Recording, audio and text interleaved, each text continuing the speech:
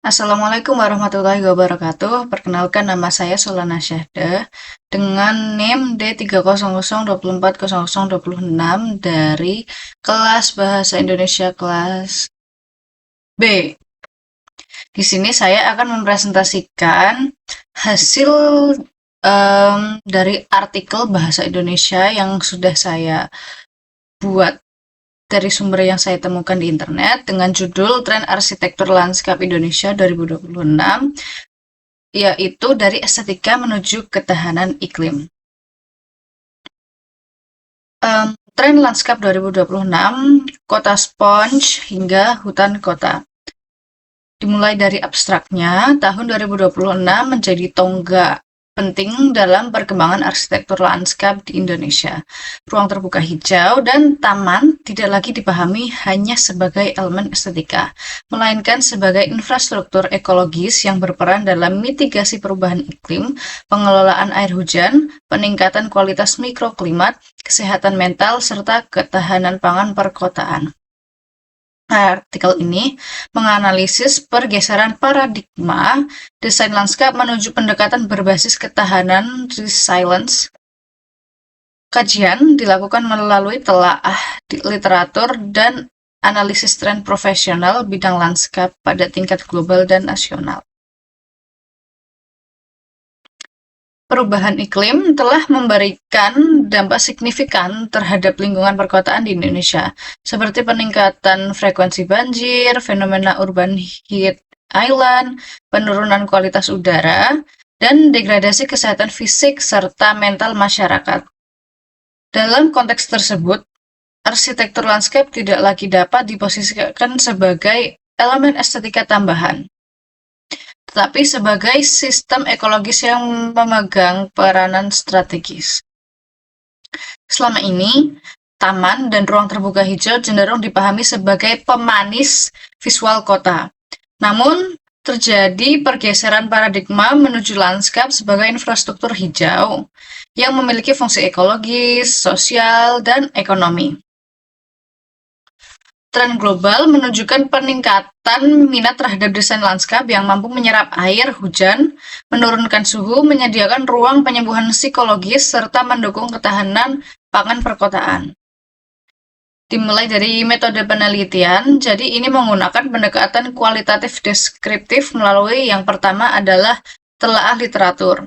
Sumber literatur diambil dari publikasi asosiasi profesional lanskap internasional, kemudian laporan tren arsitektur lanskap, dan juga dokumen kebijakan perkotaan dan lingkungan, lalu tulisan terkait ketahanan iklim serta urban ecology. Yang kedua adalah analisis tren. Analisis dilakukan dengan mengidentifikasi tema yang berulang dalam berbagai publikasi. Kemudian mengaitkannya dengan konteks perkotaan Indonesia dan meninjau relevansi dengan isu perubahan iklim sosial dan ekonomi. Kemudian yang ketiga, pendekatan konseptual. Penelitian ini menggunakan eksperimen lapangan. Penelitian ini tidak menggunakan eksperimen lapangan, melainkan analisis konseptual dan interpretasi praktik profesional, kemudian studi kecenderungan implementasi lanskap di wilayah perkotaan. Lalu untuk hasil dan pembahasannya, yang pertama, Sponge City sebagai solusi pengelolaan banjir. Konsep Sponge City memfokuskan lanskap sebagai media serapan, penyimpanan, dan pemurnian air hujan. Implementasinya meliputi yang pertama ada permeable paving pada area parkir, kemudian rain garden, lalu ada bioswale di tepi jalan, lalu ada kolam retensi alami. Selain manfaat ekologis, konsep ini meningkatkan nilai properti dan menekan biaya penanganan banjir. Kemudian yang kedua ada Forest City dan Urban Forest. Forest City merekonstruksi ekosistem hutan tropis di tengah kota melalui penanaman berlapis atau multi-layer planting, kemudian kanopi pohon peneduh, lalu ada pocket forest dan roof garden. Manfaat yang dihasilkan dari konsep Forest City dan Urban Forest ini ada yang pertama itu penurunan suhu mikro, kemudian peningkatan keanekaragaman hayati, Lalu peningkatan kualitas udara. Penerapan bucket forest sangat relevan untuk kota dengan lahan terbatas. Lalu yang ketiga itu ada edible landscape dan urban farming. Edible landscape memadukan fungsi estetika dan produksi pangan, misalnya pergola buah rambat. Kemudian ada vertical farm sayuran, lalu ada juga tanaman rempah sebagai pagar hidup. Konsep ini memperkuat kemandirian pangan skala rumah tangga. Lalu juga edukasi ekologis warga kota dan juga estetika produktif pada lanskap. Kemudian yang keempat, ada healing garden.